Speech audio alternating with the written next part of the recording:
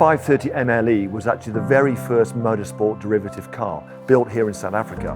Now, if you look at the M brand, how big it's got around the world today, South Africa played a very leading role in where M is today.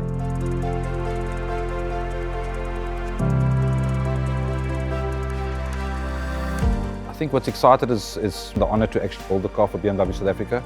We're building the car exact original. So the color that we chose is the Chamonix, the correct color that the car came out in the 70s.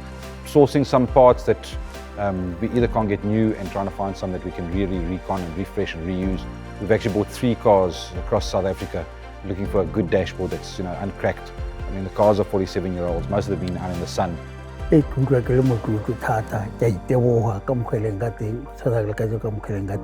This is going to be part of the history of South Africa, so to be here while this project's coming to conclusion is fantastic.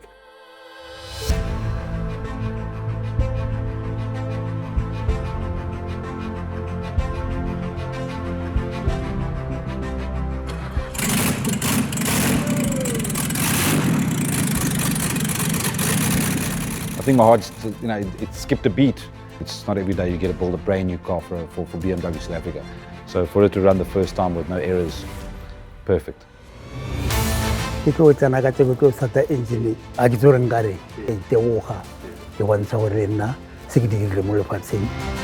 Be part of this, to be building the DNA history of BMW is going to be phenomenal.